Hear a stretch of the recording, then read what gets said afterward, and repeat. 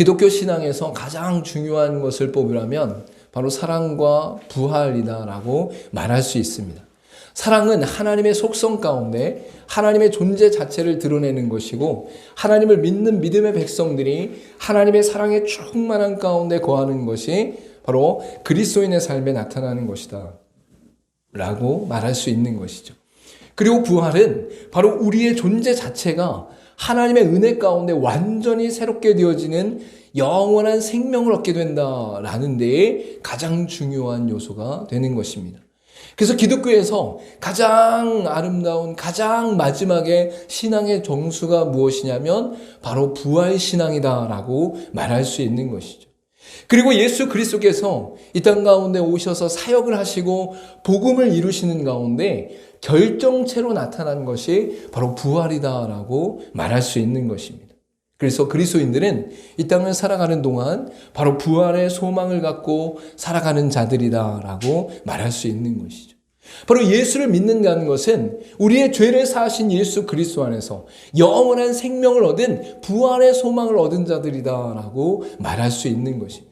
이 땅에 그 누구도 죄와 사망과 죽음의 문제를 해결할 수 없는데 하나님의 사랑하심과 역사하심 가운데 바로 부활의 소망과 부활의 능력을 얻게 된 자들이 바로 그리스도인이다라고 말할 수 있는 것입니다. 우리 같이 한번 고백했으면 좋겠습니다. 나는 부활의 소망과 부활의 능력이 있는 자입니다.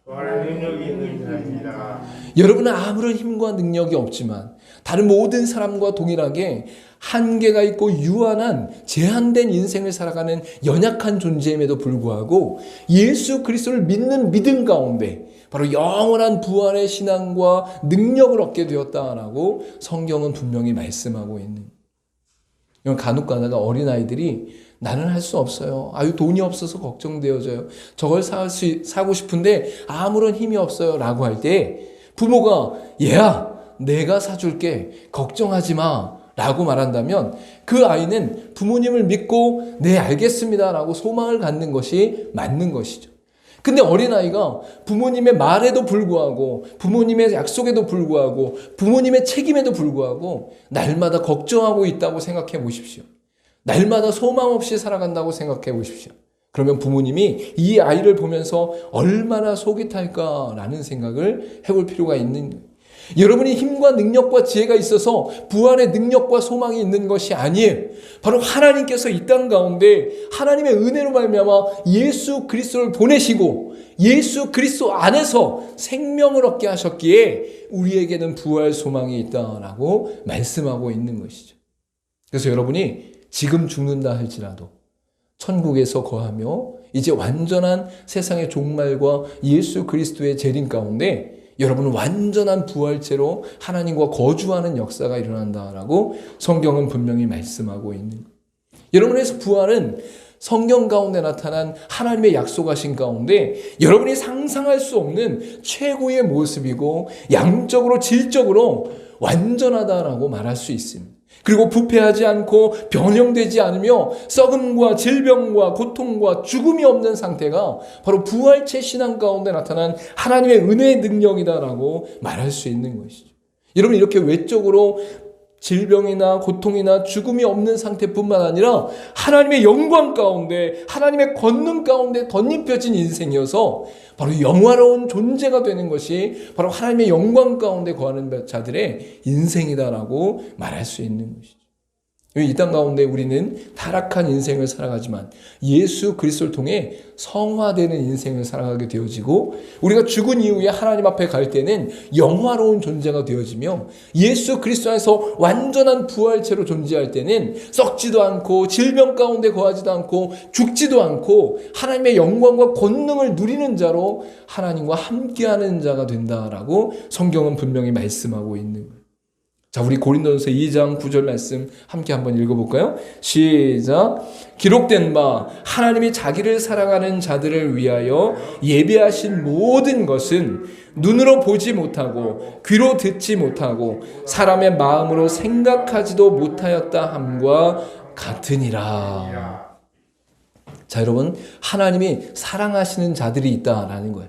그들이 하나님의 백성인데 예수 그리스도의 죽으심과 부활하심을 통해 믿는 자들에게 하나님의 예비하신 모든 것을 허락하신다라는 것이죠. 하나님이 여러분을 위해서 예비하신 모든 것을 허락하시는데 그 예비하신 것이 어떠한 상태냐? 바로 눈으로 보지 못하고 귀로 듣지 못하고 사람의 마음으로 생각하지도 못하였다함과 같다라는. 쉽게 이렇게 한번 생각해 볼까요? 여러분 부활체가 어떤 존재일까요? 한번 생각해 보세요. 상상해 보세요. 여러분의 부활체. 여러분이 부활해서 하나님과 함께 거주할 그때의 여러분의 상태를 생각해 보세요. 또 여러분이 부활체로 존재할 때 새하늘과 새 땅이 완전하게 이루어졌을 때에 하나님이 새롭게 하신 그 땅을 여러분 상상해 보세요. 지금 우리가 살아가는 이 존재와 이 세계가 아니라 하나님이 창조하시고 새롭게 하시고 완전하게 하신 하나님의 세계가 있다라는 거예요. 상상해 보세요. 자, 그런데 여러분의 상상한 것, 그 이상의 하나님의 부활의 은혜와 능력과 권세가 우리 가운데 주어졌다라는 거예요. 우리가 부활을 어떻게 상상하든지 간에 그 부활의 상상의 최고보다 하나님께서 더욱더 우리 가운데 베푸신 은혜는 눈으로 보지 못하고 귀로 듣지 못하고 사람의 마음으로 생각하지도 못한 그 상태 가운데 우리가 하나님과 함께하는 부활의 은혜를 누리게 된다라는 거예요. 할렐루야. 여러분의 부활의 은혜가 이렇게 충만한 기쁨과 감격과 하나님의 완전케 하신 가운데 나타난다는 것을 믿고 의지하며 여러분의 삶 가운데 소망을 품고 살아갈 수 있기를 간절히 소망합니다.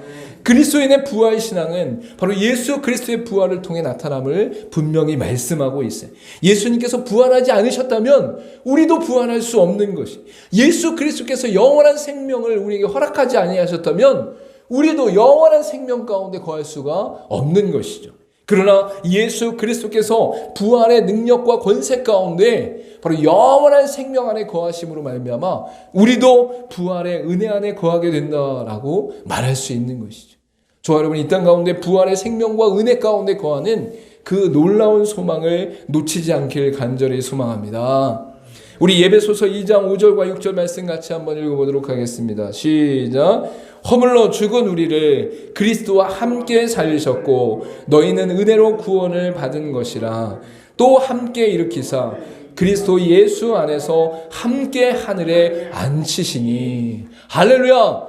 예수 그리스도의 부활은 예수 그리스도만이 부활하신 것이 아니라 바로 예수 그리스도를 믿는 자들의 부활의 첫 열매가 되신다라고 분명히 말씀하고 있는 거예요. 그래서 예배소서 2장 5절과 6절에 나타난 것이 하나님의 은혜 가운데 강조되는 말씀이 무엇이냐면 함께 살리셨고 함께 일으키셨고 함께 하늘에 앉히셨다라고 말씀하고 있어요. 함께라는 게 뭐예요? 함께라는 게 뭐예요? 홀로 혼자가 아니라 같이 함께 여럿이. 근데 여럿이 바로 그리스도 안에서 믿음 안에 거하는 자들과 함께, 그들과 함께 살리셨고 그들과 함께 일으키시고 그들과 함께 하늘에 앉히셨다라고 분명히 말씀하고 있는 거예요. 우리는 연약하고 미련하고 부족하며 죄 가운데 거하는 불쌍한 인생이고 비참한 인생이지만 예수 그리스도의 십자가의 죽으심과 부활하신 가운데 우리는 영원히 함께하는 은혜를 누리게 되었다라고 분명히 말씀하고 있는 것이죠. 여러분, 이 땅에 살 때도 여러분 혼자면 힘들지만 여러분과 함께하는 자들이 있으면 이겨낼 수가 있어요. 여러분이 가족이 함께하면 이겨낼 수 있고 여러분의 친구가 함께하면 이겨낼 수 있어요. 더 나가서 신앙의 공동체인 교회 공동체, 믿음의 지체들이 함께 있으면 이겨낼 수 있어요. 세상에 많은 사람들은 눈에 보이는 것, 물질적인 것, 나타난 것을만 함께할 수 있지만 바로 교회 공동체, 믿음의 공동체와 하나님 안에 거하는 하나님의 백성의 공동체와 지체들은 바로 영적인 세계 가운데 함께 기도해주며 함께 연합하며 함께 돕는 역사가, 섬기는 역사가 일어난다라는 것이죠. 근데 더 놀라운 사실은 예수 그리스도께서 우리에게 베푸신 은혜는 함께 영원한 하늘에 앉히셔서 부활신앙으로 살아가는 역사를 일으키시고 우리 모두를 부활체로 하나님이 이끄신다라고 말씀하고 있는 것이죠. 그렇기 때문에 예수 그리스도의 부활은 첫 열매다라고 말할 수 있어요. 오늘 본문의 말씀 가운데도 20절에 그러나 이제 그리스도께서 죽은 자 가운데서 다시 살아나사 잠자는 자들의 첫 열매가 되셨도다라고 분명히 말씀하고 있죠. 예수 그리스도의 부활은 첫 열매다라고 하나님께서 강조하고 계시는 거예요. 근데 이 첫 열매는 바로 레위기 가운데 나타난 바로 첫 소산을 바치는 것으로 나타나는 것을 볼 수 있습니다. 그때 사용한 히브리어와 동일한 단어로 바로 우리에게 말씀하고 있는 것이죠. 레위기 23장 10절 말씀 가운데 이스라엘 자손에게 말하여 이르라 너희는 내가 너희에게 주는 땅에 들어가서 너희의 곡물을 거둘 때에 너희의 곡물의 첫 이삭 한 단을 제사장에게로 가져갈 것이요 라고 분명히 말씀하고 있는, 추수를 한 이후에 첫 열매를, 첫 소산을 하나님께 바치며 그 하나님께 바치는 것으로 말미암아 하나님께 속한 추수 전체가 하나님 앞에 드려지고 하나님과 함께하는 것을 상징적으로 표시하고 있는 것이죠. 그렇기 때문에 예수님의 부활은 믿는 자들의 첫 번째 열매와 완성을 의미하는 것이에요. 그래서 모든 믿는 자들에게 허락하신 은혜임을 분명히 말씀하고 있는 것이죠. 자, 여러분, 추수를 했어요? 소산 중에 첫 번째 소산을 하나님께 드렸어요. 그러면 하나님께서 기뻐 받으심과 함께 모든 소산에 하나님께 드려진 상징과 또 하나님과 함께하는 은혜가 있다라는 거예요. 자, 그러면 예수 그리스도의 첫 열매 되심은 그리스도께서 첫 번째로 부활하신 역사로 말미암아 예수님만 부활하신 것이 아니라 부활의 모든 것에 첫 열매와 함께 완성되어진 것을 상징하고 있는 것이죠. 그래서 예수님의 부활은 곧 예수님이 재림하신 그때까지 나타날 모든 믿는 자들의 부활이다라고 성경은 분명히 말씀하고 있는 것입니다. 바로 이 부활의 첫 열매가 되셨다는 것은 성경 오늘 본문의 말씀을 통해 세 가지 의미로 우리에게 나타나는 것을 볼 수 있습니다. 이 세 가지 의미를 우리가 깊이 묵상하고 하나님 앞에 기뻐함으로 말미암아 날마다 부활의 신앙으로 하나님 앞에 날마다 승리하는 믿음의 삶을 살아가길 간절히 소망합니다. 첫 번째로 이 첫 열매가 되었다라는 것의 의미는 바로 영원한 생명의 시작이다라고 말씀할 수 있는 것이죠. 오늘 본문의 말씀 가운데 21절과 22절에 사망이 한 사람으로 말미암았으니 죽은 자의 부활도 한 사람으로 말미암는도다. 아담 안에서 모든 사람이 죽은 것 같이 그리스도 안에서 모든 사람이 삶을 얻으리라 라고 분명히 말씀하고 있는 것. 모든 사람이 죽음 앞에 서 있으며 하나님과 단절된 상태 가운데 있었습니다. 아담의 교만과 불순종으로 인해 하나님 앞에 영적으로 죽었기 때문에 바로 하나님 앞에 모두 다 죽은 자로, 죄인으로 이 땅 가운데 존재하고 있는 것이죠. 첫 번째 아담의 죄는 후손들에게 전가되어 모든 인류에게 정죄와 사망을 초래하게 되는 것을 말씀하고 있습니다. 그래서 로마서 5장 12절 말씀 가운데 그러므로 한 사람으로 말미암아 죄가 세상에 들어오고 죄로 말미암아 사망이 들어왔나니 이와 같이 모든 사람이 죄를 지었으므로 사망이 모든 사람에게 이르렀느니라 라고 분명히 말씀하고 있는 거예요. 아담 한 사람이 하나님이 첫 번째로 창조한 완벽한 인간 가운데 바로 그가 하나님 앞에 범죄하고 교만하고 불순종함으로 말미암아 죄가 들어왔는데 그 죄가 모든 인류에게 전가되어져서 정죄와 사망을 초래하게 되었다라는 것이죠. 왜 인간이 죽는가라는 질문을 우리가 할 때에 이것에 대답할 수 있는 사람은 아무도 없어요. 그 누구도 대답할 수 없어요. 그러나 성경 가운데 우리에게 나타난 것은 창조와 종말의 모든 시간의 역사 속에서 하나님의 계시로 나타나는 것이 있는데 바로 그것이 바로 우리 안의 사망은 죄의 삭스로 말미암은 것이다라고 분명히 말씀하고 있는 거예요. 죄의 원인, 사망의 원인, 죽음의 원인을 성경은 분명히 말씀하고 있다라는 거예요. 여러분, 근데 아담과 반대로 아담은 죄가 들어오고 아담은 범죄하게 되어지고 아담은 하나님 앞에 타락하게 되어졌는데 예수 그리스도는 하나님의 아들로서 이 땅 가운데 생명의 시작이 되는 역사를 베풀어 주시는 은혜를 우리에게 허락하셨던 것이죠. 예수님의 첫 열매는 타락의 사망을 생명의 부활로 변화시키셨습니다. 아담으로부터 시작된 사망이 끊어졌고 예수 그리스도 안에서 영생의 은혜가 시작되었다라는 거예요. 그래서 여러분, 부활의 첫 열매가 되셨다는 것은 바로 영생이 시작되는, 영원한 생명이 시작되는 기점이 바로 예수 그리스도다라는 것을 분명히 말씀하고 있는 것이죠. 우리 로마서 6장 4절 말씀 같이 한번 읽어보도록 하겠습니다. 시작. 그러므로 우리가 그의 죽으심과 합하여 세례를 받음으로 그와 함께 장사되었나니 이는 아버지의 영광으로 말미암아 그리스도를 죽은 자 가운데서 살리심과 같이 우리로 또한 새 생명 가운데서 행하게 하려 함이라. 할렐루야. 예수 그리스도의 죽으심으로 말미암아 우리의 모든 죄가 사해지고 장사되었다라는 거예요. 그래서 예수 그리스도를 믿는 순간 우리의 외적인 변화는 일어나지 않지만 영적인 죄의 문제가 해결됐다라는 거예요. 그 죄가 예수 그리스도 안에서 장사됐다라는 거예요. 여러분, 장사되었다는 것은 죽었다라는 것을 의미하는 것이죠. 그래서 여러분이 예수 그리스도를 믿는 순간 영적으로 바로 우리는 우리의 죄에 대해, 원죄에 대해 완전히 멸절하고 장사 지내는 역사가 일어났다라는 것입니다. 그리고 우리 가운데 죽은 자 가운데서 살리심과 같이 우리로 또한 새 생명 가운데 행하게 하려 합니다라고 분명히 말씀하고 있는.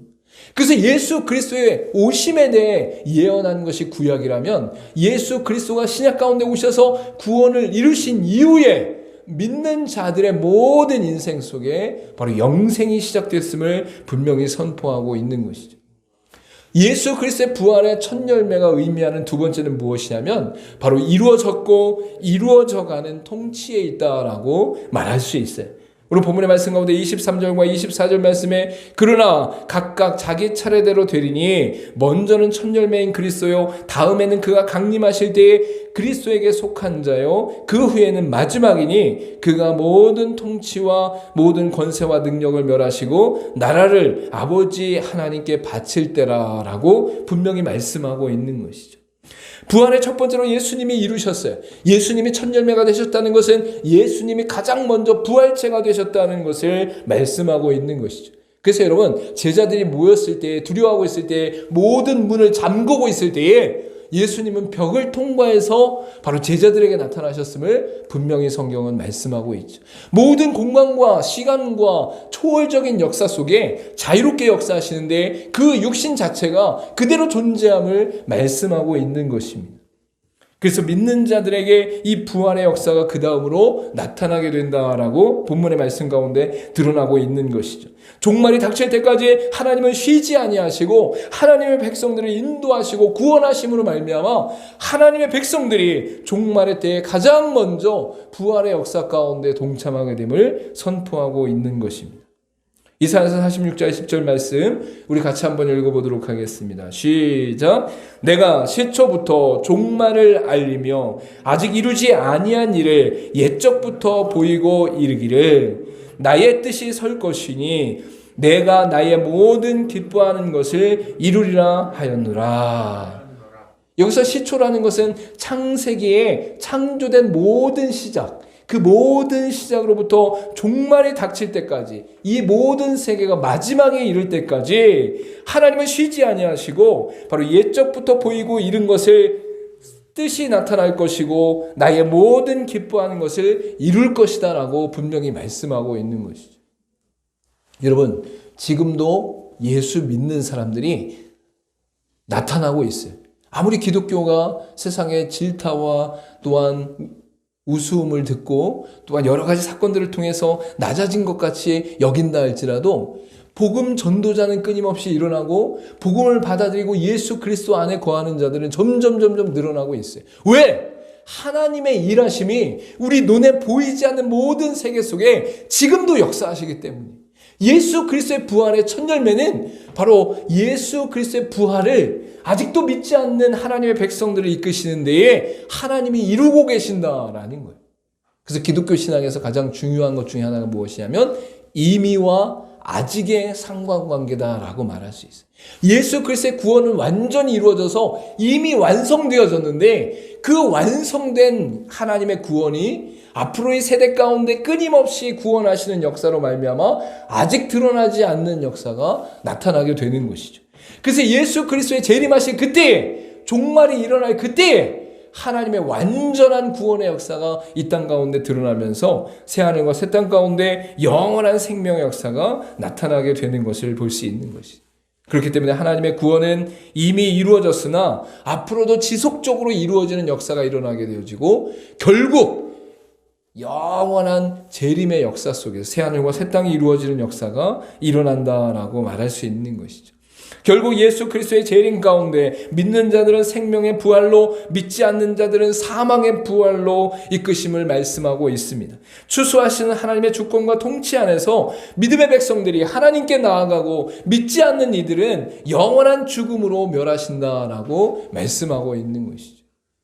여러분, 예수를 믿으면 우리가 믿음 안에서 부활의 소망을 갖습니다. 그리고 이 땅 가운데 마지막 장막, 즉 죽음을 맞이할 때에 우리의 육신은 땅에 묻혀서 흙으로 돌아가고, 우리의 영혼은 천국으로 가서 하나님과 함께 거주하게 되는 것이죠. 그런데 모든 세대가 지나가 예수 그리스도가 재림할 그 종말의 때에는 우리의 영혼과 우리의 육신이 연합되어져서 부활체로 되어지고, 다시금 이 세계에 있는 모든 세계는 새하늘과 새 땅으로 변화되게 되는 거예요. 그래서 이것이 바로 믿는 자들의 부활로 나타나게 되는 것이죠.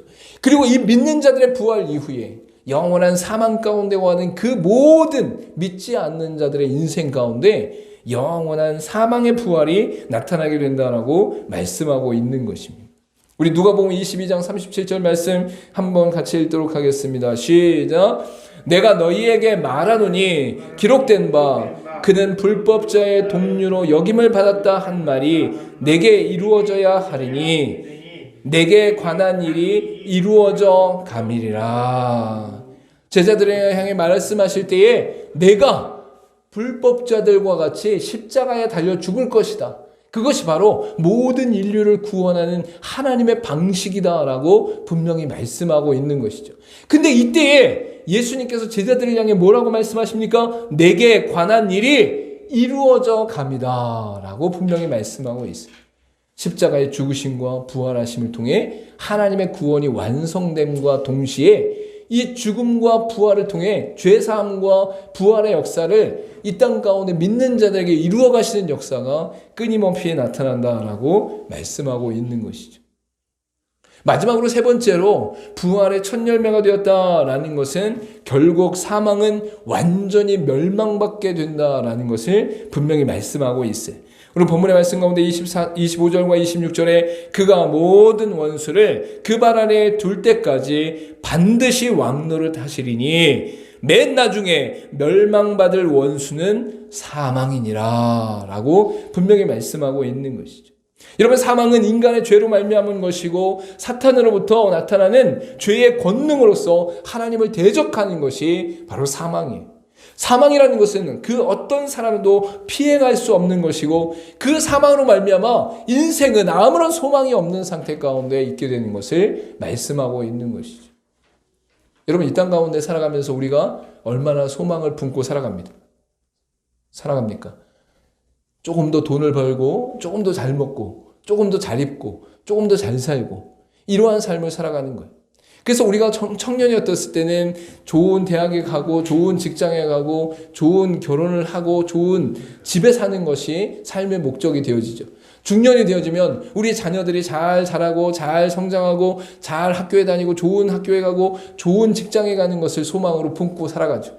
이제 노년에 가면 이제 건강하길 바라고, 남은 여생을 그나마 순족하게 살아가길 바라는 거예요.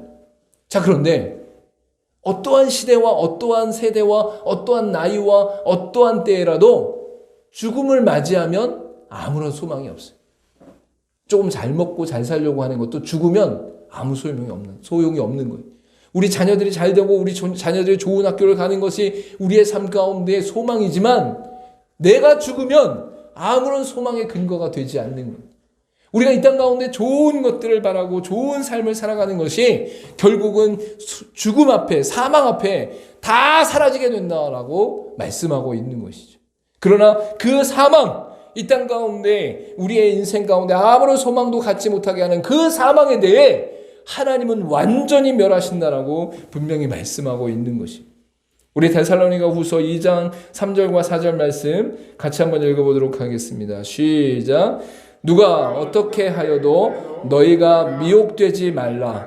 먼저 배교하는 일이 있고 저 불법의 사람 곧 멸망의 아들이 나타나기 전에는 그 날이 이르지 아니하리니 그는 대적하는 자라 신이라 불리는 모든 것과 숭배함을 받는 것에 대항하여 그 위에 자기를 높이고 하나님의 성전에 앉아 자기를 하나님이라고 내세우느니라.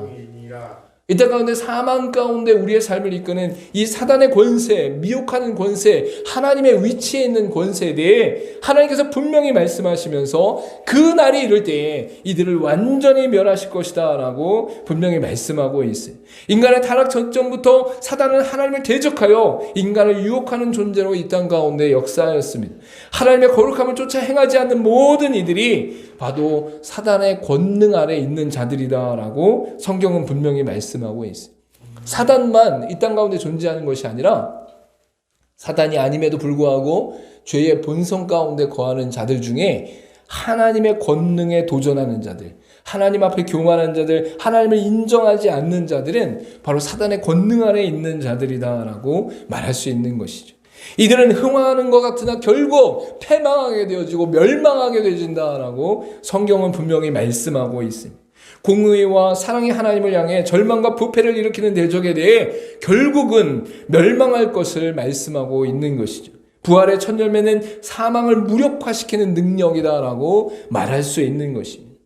예수 그리스도가 부활하셨을 때에 예수님께서 말씀하신 선포하신 것은 무엇이냐면 내가 사망을 이겼노라 라고 말씀하고 있는 거예요. 그래서 부활의 신앙 가운데 사망아 내가 어디 있느냐 라고 선포하는 것이 바로 믿음의 고백 가운데 거하는 자들의 삶인 것이죠. 그래서 이 땅 가운데 절망 가운데 거할 때, 포기하고 싶을 때, 아무런 소망이 없을 때에 우리는 믿음 안에서 외칠 수 있는 능력이 있어요. 왜? 예수 그리스도 안에서 부활의 은혜를 입었고 영원한 생명의 소망을 얻었기 때문에 그때 이렇게 외치는 거예요. 내 삶 가운데 소망이 없을 때에, 절망만이 있을 때에, 아무런 소망이 없을 때에 사망아! 네가 어디 있느냐? 나는 부활의 능력과 부활의 신앙과 하나님과 동행하는 믿음의 역사 가운데 날마다 소망 안에 거하느니라 라고 선포하는 것이 바로 그리스도인의 삶이다라고 말할 수 있는 것이죠. 마태복음 13장 39절 말씀 우리 같이 한번 읽어보겠습니다. 시작. 가라지를 뿌린 원수는 마귀요 추수 때는 세상 끝이요 추수꾼은 천사들이니 그런즉 가라지를 거두어 불에 사르는 것 같이 세상 끝에도 그러하리라. 이 땅 가운데 많은 사람이 살아가고 아무런 변화가 없는 것처럼 느껴질 때가 있어요. 오히려 예수 믿는 자들이 더 힘들게 살아가고 더 어렵게 살아가는 것처럼 보일 때도 있어요. 그런데 우리 안에 섞여 살아가는 믿는 자들과 믿지 않는 자들의 결국은 사단의 영역 가운데 있는 가라지가 불에 태워 사라지게 되어지는 영원한 사망의 부활 가운데 거하게 되어지는 그러한 상태에 거하게 된다라고 분명히 말씀하고 있는 것이죠. 세상의 끝, 즉 부활의 첫 열매 되신 예수 그리스도 안에서 재림하실 때에 사망은 완전히 무력화되어지고 우리는 부활의 은혜를 누리게 된다라고 성경은 분명히 말씀하고 있는 거예요. 여러분 지금도 우는 사자와 같이 사단이 우리를 공격하려고 해요. 여러분 우는 사자가 얼마나 무섭습니까? 배불러서 누워있는 사자는 별로 안 무서워. 왜냐면 배부른 사자는 사냥을 하지 않기 때문에 그래요. 실제로 아프리카나 이런 데 가면 배부르면 사냥을 안 해. 앞에 돌아다니고 사슴이 돌아다니고 뭐 소가 돌아다녀도 사냥을 안 한다는 거예요. 근데 배고프잖아요? 그럼 눈에 불을 켜고 달려들어요. 한 놈만 잡아, 한 놈만 쫓아가. 막 수백 마리가 있어도 한 놈만 딱 집으면 그 놈을 향해 전력 질주해갖고 어떻게든지 잡아 물어요. 여러분 지금도 사단이 어떻게 하고 있다고? 우리 믿는 자들을 쓰러뜨리려고, 하나님과 단절시키려고, 하나님 앞에서 범죄하게 하려고 하나님 앞에서 계속 우는 사자와 같이 우리를 향해 달려든다는 거예요. 그러면 육신을 가진 우리로서는 얼마나 두려워요. 얼마나 무서워요. 얼마나 걱정돼요. 그런데 놀라운 사실이 있어요. 예수 그리스도의 죽으심과 부활하신 가운데 사망을 이기시는 사건이 일어났어요. 그래서 지금 예수를 믿는 자들의 능력 가운데는 사망이 아무리 내게 달려들고 사단이 내게 아무리 달려들고 내게 절망과 이 땅 가운데 아무런 소망이 없는 것처럼 달려드는 수많은 것들을 향해서 부활의 신앙으로 선포함으로 말미암아 성령의 역사 가운데 승리하는 역사가 더욱더 강하다라는 거예요. 할렐루야. 나랑 싸우는 사람이 엄청 힘이 세. 근데 내 뒤에 우리 아버지가 계셔. 나보다 더 힘이 센 사람이 있어. 상대방보다 더 힘이 센 사람이 있어. 그러면 상대방이 두렵지가 않아요. 근데 우리는 하나님과 함께 한다는 사실, 부활의 신앙이 있다는 사실, 사망을 무찔렀다는 사실을 잊어버려. 그래서 우리에게 두려운 일이 있거나 불안한 일이 있거나 걱정되는 일이 있거나 사망이 음습해 오거나 믿음이 연약해질 때, 또 사단이 나를 공격한다고 생각할 때에 끊임없이 매몰되어지며 넘어지며 움츠러드는 역사가 있어요. 여러분, 그럴 필요가 전혀 없다라는 거예요. 눈을 들어 산을 보고, 눈을 들어 하나님을 보고, 눈을 들어 하나님의 역사를 보고, 눈을 들어 부활의 신앙을 바라보라는 거예요. 그러면 여러분의 삶 가운데 하나님이 역사하시는 그 놀라운 은혜를 발견하게 되어지고, 그 안에서 하나님이 우리 가운데 역사하시는 놀라운 사실을 누리게 된다라고 말씀하고 있는 것이죠. 천열매가 되신 예수 그리스도 안에서 영원한 생명을 이루셨음을 감사하며 기뻐하는 삶으로, 또한 지금도 통치하시며 이루시는 은혜를 날마다 누리고, 결국 멸망한 사망 앞에서 두려움 없이 담대한 사람으로, 담대한 신앙으로 나가는 저 여러분 되기를 간절히 소망합니다. 할렐루야. 우리 같이 한번 고백해 보겠습니다. 영원한 생명을 시작하셨으므로 그 안에서 감사하며 기뻐하겠습니다. 지금도 통치하시며 이루심으로 함께 하시는 은혜를 누리겠습니다. 결국 멸망할 사망 앞에서 두려움 없이 담대하겠습니다. 할렐루야. 부활의 천열매 되신 예수 그리스도 안에서 날마다 부활의 소망과 부활의 능력을 가지고 승리하는 저 여러분 되기를 간절히 소망합니다. 우리 로마서 16장 20절 말씀 같이 읽고 말씀을 마치겠습니다. 시작. 평강에 하나님께서 속히 사탄을 너희 발 아래에서 상하게 하시리라. 우리 주 예수의 은혜가 너희에게 있을지어다. 할렐루야. 우린 연약하고 부족하나 부활을 이루신 예수 그리스도의 능력과 권세 안에서, 사단을 짓밟는 그 권세 안에서 날마다 승리하는 저 여러분 되기를 간절히 소망합니다. 기도하도록 하겠습니다.